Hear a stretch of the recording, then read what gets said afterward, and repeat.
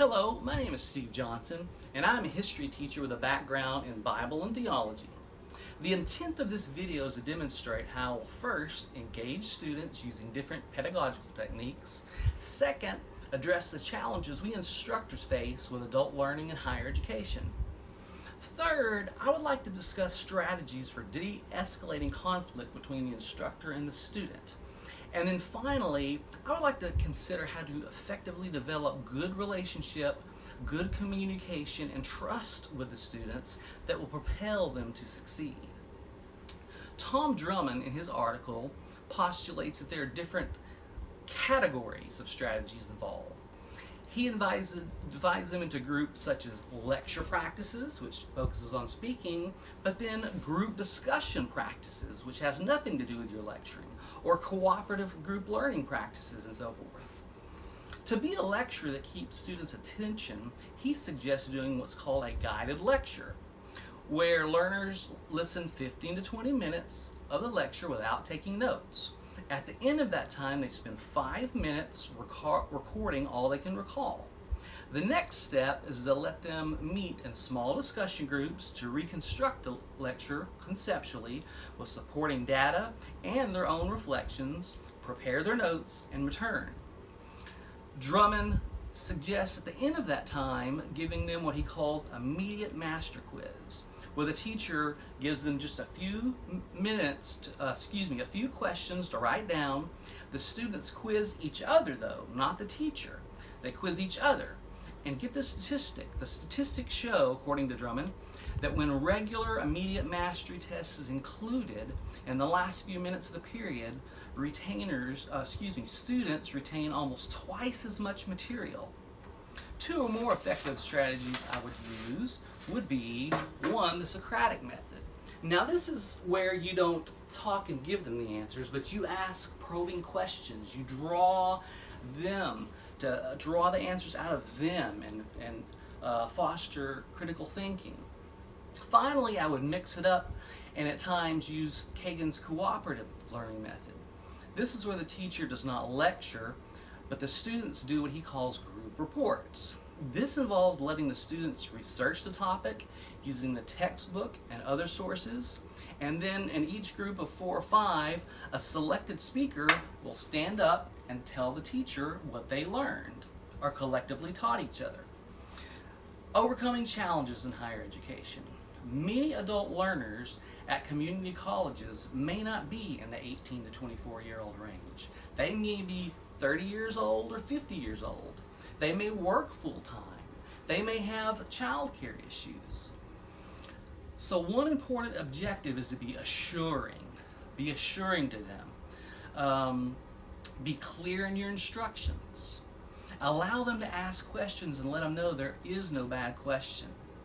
Be available and get back to them through email, through forums, or phone calls.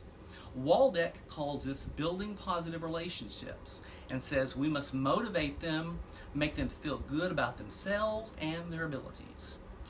Also, they're probably going to be tired after working all day. So we need to make it fun and consider there are different kinds of learners, like visual learners. So one fun exercise that Kagan invented is called the clock exercise.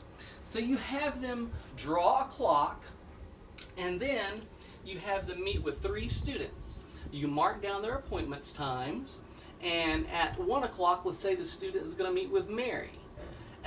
Let's say they'll write it on just the 3 o'clock time, they meet with Joe. And the third student they'll meet with is named Terry. Now, in each appointment time, you set a timer for 7 to 8 minutes.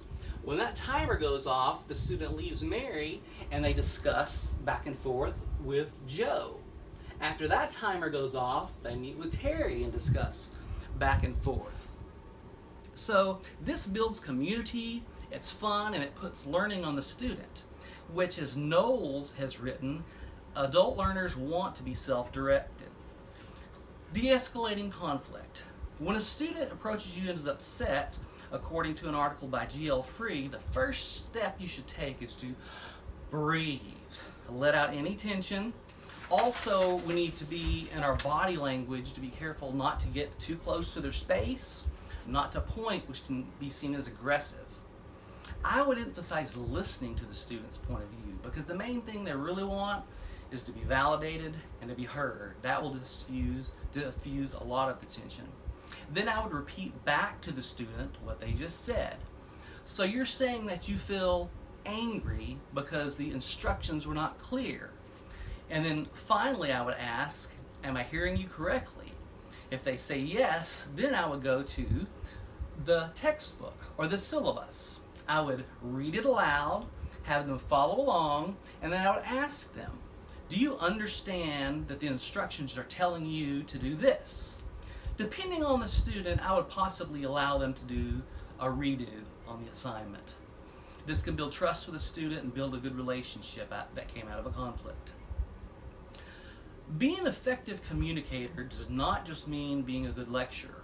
I believe in doing things like having icebreakers now and then. This is effective.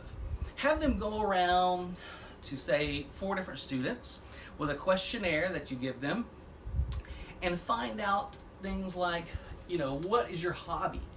Where did you grow up? What is your name? What is your favorite food? This builds community and they get to know one another. As teachers also, we need to make sure that we're very clear in our instructions.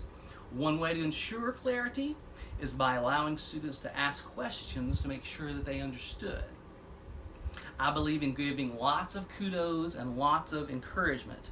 This helps build their confidence and the relationship between the student and the instructor. Let them know that mistakes are okay, not to be so hard on themselves, and to learn from their mistakes. Finally, I would point out their strengths and try to build upon those strengths. Thank you for your time.